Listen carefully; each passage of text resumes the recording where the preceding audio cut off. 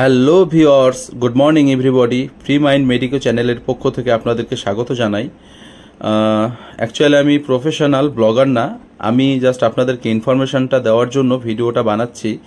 বহরমপুর থেকে বহরমপুর, মন্দারমণি, দীঘা এবং বিচিত্রপুর কিভাবে একটা স্ট্যান্ডার্ড ট্যুর করা যায় এবং কত খরচ হবে, কোথায় যাবেন, কিভাবে থাকবেন, কোথায় থাকবেন, এই সব নিয়ে এই ভিডিওটা আলোচনা করা হবে। তো চলুন ভিডিও শুরু করা যাক। আমরা বহরমপুর থেকে শুরু করব, কারণ আমি বহরমপুর থেকে উঠব। বহরমপুর থেকে যাওয়ার জন্য অনেকগুলো অপশান আছে। আপনি চাইলে পার্সোনাল কারে করেও যেতে পারেন, ট্রেনে করেও যেতে পারেন, বাসে করেও যেতে পারেন। যদি বাসে করে যান সব থেকে সুবিধা হচ্ছে বাসে করে যাওয়া। যদি মন্দারমণি, দীঘা এবং বিচিত্রপুর একসঙ্গে প্ল্যান করেন তাহলে ফার্স্ট টাইম আপনারা বলবো যে আপনারা ফার্স্ট টাইম চলে যাবেন মন্দারমণি। মন্দারমণিতে প্রথম নাইটটা থাকবেন। সকাল সকাল বাস থেকে নেমে যাবেন রাত্রি 10:30টার সময়। আরাধনা বাস ছাড়ে, এসি, সিটার এবং স্লিপার দুটোই আছে। তাতে পার হেড ভাড়া আপনার 700 টাকা, 7 থেকে 750 টাকা করে পার হেড ভাড়া পড়বে। তো ওখান থেকে সোজা চলে যাবেন চাউলখোলা। এর মধ্যে গাড়িগুলো অনেক জায়গায় হল্ট করে, কৃষ্ণনগর হল্ট করে, তারপরে এসপ্ল্যানেড হল্ট করে এবং কোলাঘাটেও হল্ট করে। সেখানে আপনি ডিনার বা টিফিন করে নিতে পারেন। সকাল সকাল আপনি হোটেলে চাউলখোলা নেমে যাবেন। চাউলখোলা নেমে গিয়ে ওখান থেকে আপনি শেয়ারে বা রিজার্ভে, টোটো হোক বা অটো হোক, আপনি বিচে চলে যাবেন। সেক্ষেত্রে আপনার যদি শেয়ার করতে যান তাহলে পার হেড 30 টাকা করে ভাড়া পড়বে, আর যদি রিজার্ভে যান তাহলে ওই 150 টাকা মতো। তো সেরকম নিজের মতো করে চলে গিয়ে বিচের কাছাকাছি একটা আপনি নিজের বাজেটের মধ্যে হোটেলগুলো খুঁজবেন। তো খোঁজার মধ্যে সেখানের মধ্যে অনেকগুলো হোটেল বা রিসর্ট আছে, সেখানে একটা হোটেল বা রিসর্ট নেবেন সকাল সকাল।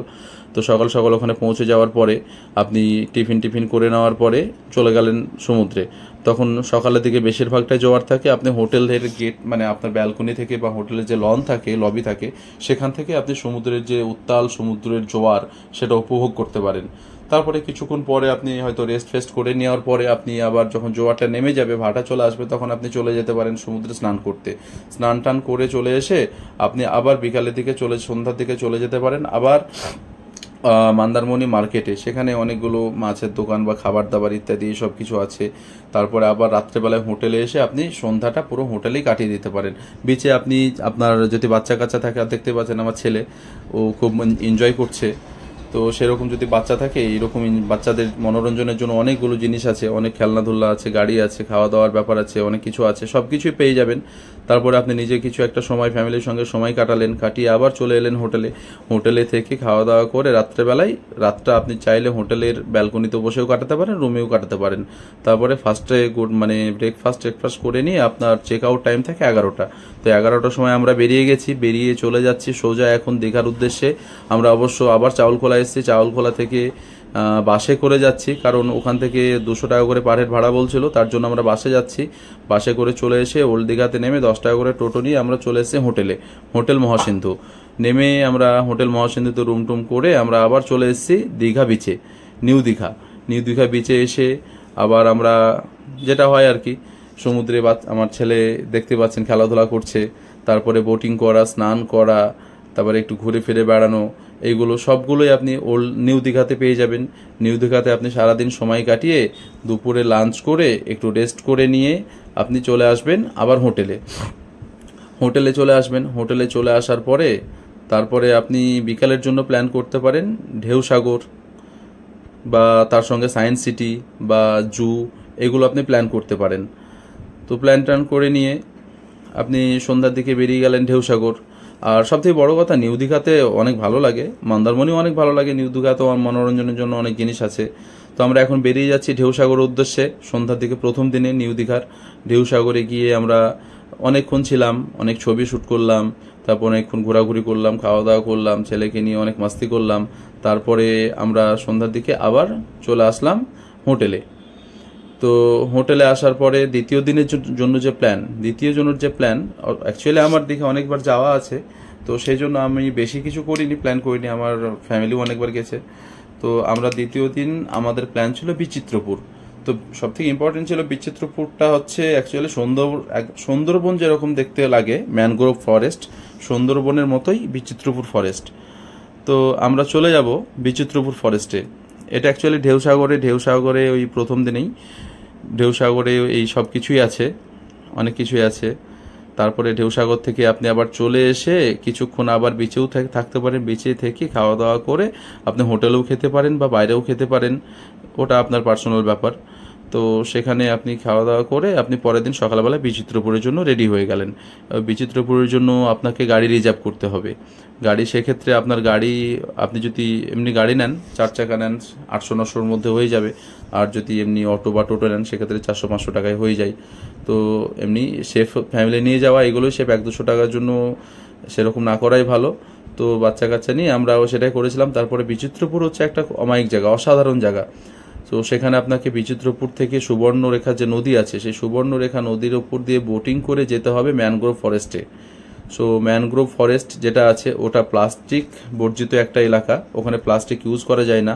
তো বলে রাখি, প্লাস্টিক যদি আপনি বোতল থাকে তো সেই বোতলগুলোকে আপনার ওখানে নিয়ে যাওয়ার জন্য অবশ্য জলের বোতল নিয়ে যেতেই পারেন, কিন্তু তার জন্য আপনাকে একটা ডিপোজিট রাখতে হয়, মিনিমাম 100 টাকা ডিপোজিট রাখতে হয়। তার পরিবর্তে ওরা একটা কয়েন দিবে, সেই কয়েনটা আপনার হারালে চলবে না। যদি আপনি একটা বোতল ওখানে ফেলে দিয়ে আসেন তাহলে আপনি যে ডিপোজিটটা রাখবেন সেটা আপনি পাবেন না, সেটা আপনার মানে ওরা নিয়ে নিবে। আর যদি আপনি বোতল আবার ওরা কাউন্ট করে দেখবে, যদি ঠিকঠাক ফিরে আসে তাহলে আপনি যে ডিপোজিটটা দেবেন সেটা ওরা রিটার্ন করে দেবে।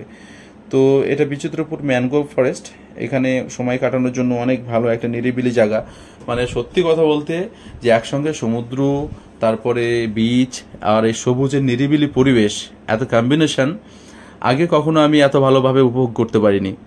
তো বিচিত্রপুর যাওয়ার জন্য এই সময়টা সব থেকে অবশ্য জোয়ার এবং ভাটা এগুলো আপনাকে জেনেই যেতে হবে। জোয়ারের সময় যাওয়াটাই সব থেকে বেস্ট, কারণ ভাটা থাকলে নদীতে জল থাকে না, তখন বোটিং করা যায় না। তো জোয়ারের সময়তেই যাবেন। জোয়ারটা মেনলি সকালের দিকে আসে, আপনারা একটু সকাল সকাল পৌঁছে যাবেন। সেখানে পার হেড 200 টাকা করে ভাড়া থাকে বোটে, আর একটা থাকে 9 সিটারের, একটা আছে 6 সিটারের। তো আপনার 9 সিটার যেটা সেটা হচ্ছে 1800 টাকা যদি রিজার্ভ করে যান, আর যদি 6 সিটার রিজার্ভ করেন তাহলে 1200 টাকা, আর যদি শেয়ারে যান তাহলে ওই 6 সিটারে যেটা ভাড়া হয় আপনার পার হেড 200 টাকা করে, সেরকমভাবেই পড়বে। তো বিচিত্রপুরে গিয়ে অনেকক্ষণ সময় কাটান, কিছু সময় থেকে মোটামুটি 8 ঘন্টা মতো সময় থাকে। তো সেই সময়ের মধ্যে আপনি কিছু একটু ঘুরে দেখেন, দ্বীপটাকে ঘুরে দেখেন, আইল্যান্ডটাকে একটু এক্সপ্লোর করেন। অনেক ম্যানগ্রোভ মানে গাছ আছে যেগুলো সুন্দরবনে যেরকম থাকে শ্বাসমূল, সেরকমভাবে শ্বাসমূলের মতোই গাছগুলো আছে। সেখানে আপনি একটু সময় কাটান পরিবারের সঙ্গে, একটু হেঁটে বেড়ান, ঘুরে বেড়ান, দেখেন পরিবেশটা অনেক ভালো লাগবে। তারপর সেখান থেকে আবার আপনাকে রিটার্ন আসতে হবে আবার বোটিং করে। তো আমরা চলে আসছি আবার বোটিং করার জন্য, বোটিং করে আবার বিচিত্রপুর আবার ফিরে আসবো অ্যাকচুয়ালি। তো এইখান থেকে চলে আসছি বিচিত্রপুর, আবার ফরেস্ট থেকে ম্যানগ্রোভ ফরেস্ট থেকে চলে আসছি। দেখতে পাচ্ছেন জোয়ারের সময় পুরো মানে বনের ভিতরে জল ঢুকে গেছে, পুরো বনটা জলের মধ্যে আছে। তো আমরা আবার লঞ্চ প্যাডে চলে এসেছি। এখান থেকে চলে আসার পরে আপনি চলে আসতে পারেন, আপনার গাড়ি ছেড়ে দেবেন উদয়পুরে। কারণ উদয়পুরে যদি আপনি গাড়ি হল্ট করেন তাহলে উদয়পুর অ্যাকচুয়ালি এমন একটা জায়গা যেটাকে আমাদের মানে পশ্চিমবঙ্গের গোয়া বললেই চলে। তো সেখানে আপনি গাড়ি হল্ট করে গাড়ির অনেক চার্জ বেশি নিয়ে নেবে, আপনি মোটামুটি ওখানে গেলে 3-4 ঘন্টা সময় লাগবেই। তো উদয়পুরে এসে আপনি গাড়ি ছেড়ে দেন, ওখান থেকে আসতে গিয়ে আপনার 100 টাকা করে টোটো ভাড়া নেয়। তো উদয়পুরে এসে একটু ফ্যামিলির সঙ্গে সময় কাটান, তারপরে আপনি ওখান থেকে চলে আসেন আবার হোটেলে চলে আসার পরে সেই দিনটা আপনি চলে যান ওল্ড দীঘা। ওল্ড দীঘাতে গিয়ে আপনি একটু সময় কাটান। এই যে একটা বাচ্চা দেখতে পাচ্ছেন, একটা প্রতিবন্ধী বাচ্চা, বাক প্রতিবন্ধী বাচ্চা, তো কিন্তু হাতের কাজটা অসাধারণ, কি সুন্দর ছবি আঁকে। অবশ্য পারলে সাহায্য করবেন। সব থেকে খারাপ লেগেছিল এই যে টোটোওয়ালা, এই টোটোওয়ালারা দুজনেই ড্রাঙ্ক ছিল এবং এরা আমাদের সঙ্গে অনেক মিসবিহেভ করেছিল, অনেক খারাপ ব্যবহার করেছিল। তো আমরা যাই হোক কোনোভাবে চলে এসেছি হোটেলে। এটা আমাদের হোটেলের বাইরে থেকে নিউ ক্লাসিক ইন, তারপরে লাস্ট নাইট হোটেলের বাইরে থেকে কিছু ছবি তুলে নিয়েছি, যা সুবিধা হয় যাতে। তো এইভাবেই আপনারা দীঘার ট্যুরটা কমপ্লিট করতে পারেন। প্রথম দিন মন্দারমণি, প্রথম আপনি সকালবেলায় চলে যাবেন মন্দারমণিতে সারাদিন থাকলেন, সারাদিন থাকার পরে দ্বিতীয় দিন চলে গেলেন দীঘা, নিউ দীঘা। দ্বিতীয় দিন নিউ দীঘাতে গিয়ে সারাদিনটা সময় কাটালেন। তৃতীয় দিন লাস্ট ডে চলে গেলেন বিচিত্রপুর চলে মানে ঘুরে এসে সন্ধ্যাটা আবার ওল্ড দীঘাতে কাটালেন। তারপরে রাত্রে থেকে পরের দিন সকালবেলায় চলে আসেন। যদি আপনার মোহনা দেখার ইচ্ছা থাকে বা মাছ টাছ বা ফ্যামিলির জন্য কিছু নেওয়ার ইচ্ছা থাকে তো চলে আসুন মোহনাতে এসে আপনি এখানে বিভিন্ন ভ্যারাইটিজের মাছ পেয়ে যাবেন, ইলিশ থেকে শুরু করে পমফ্রেট, ভেটকি, ভোলা ভেটকি, চিংড়ি, কাঁকড়া সব পেয়ে যাবেন। সেখানেও চলে এসে আপনি সেখানে মাছ টাছ নিয়ে নিতে পারেন।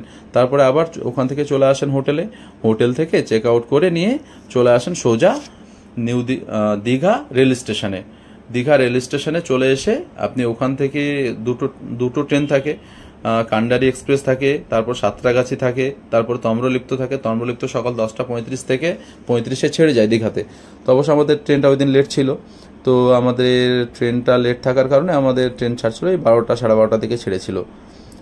তারপরে আমরা চলে এলাম সোজা হাওড়া। হাওড়া থেকে আবার আমাদের ট্রেন ছিল হাওড়া থেকে, আবার ট্রেন চেঞ্জ করে আমরা কামরূপ ধরে চলে এলাম আপনার Khagraghat railway station. Khagraghat road স্টেশনে এসে আমরা আবার ওখান থেকে নিজস্ব গাড়ি ছিল, গাড়ি করে আমরা বাড়ি চলে এসেছি। তো যেটা ব্যাপার হলো, আলটিমেটলি প্ল্যানটা করতে হবে এরকম করে যে প্রথম দিন মন্দারমণি, প্রথম যেদিন পৌঁছাচ্ছেন সেদিন মন্দারমণি সকাল থেকে সারাদিন রাত্রি থাকলেন, পরের দিন সকালবেলায় বেরিয়ে গেলেন নিউ দীঘার উদ্দেশ্যে। নিউ দীঘাতে সারাদিন থাকলেন, রাত্রে থাকলেন। দ্বিতীয় দিন চলে গেলেন বিচিত্রপুর আসার পথে মানে উদয়পুর বিচে নামলেন। উদয়পুর বিচ থেকে আপনি চলে আসলেন আবার হোটেল থেকে সন্ধ্যাবেলায় আপনি ওল্ড দীঘাটা ঘুরে দেখলেন, মার্কেট যা করার করলেন, তারপরে চলে আসুন। এরপরে পরের দিন সকালে চেক আউট করে চলে আসুন সোজা দীঘা স্টেশনে ট্রেন ধরে নিজের ডেস্টিনেশন অনুযায়ী চলে আসুন। তো এই ছিল আজকের মতো একটা ছোট ভিডিও, আপনাদের যাতে কাজে হয়তো উপকারে যদি লাগে তাহলে আমার এই পরিশ্রমটা সার্থক মনে করব। তো যেটা বলার, অবশ্যই চ্যানেলটা সাবস্ক্রাইব এবং ফলো করে রাখবেন। এরপরে আরও কিছু ভিডিও আসছে, সান্দাকফু ট্যুর এবং নর্থ সিকিম, ইস্ট সিকিম, এরপরে সিমলা, মানালি, কাশ্মীর, পরপর সিরিজ আসবে। সব থেকে বড় হবে এই ট্যুরগুলো শেষ হয়ে যাওয়ার পরে, এই আপলোডগুলো শেষ হয়ে যাওয়ার পরে আমার যেটা মেন প্রফেশন সেটা সম্পর্কে আলোচনা হবে। বিভিন্ন মেডিসিন এবং তাদের সাইড এফেক্ট ইত্যাদি এগুলো নিয়ে আলোচনা হবে।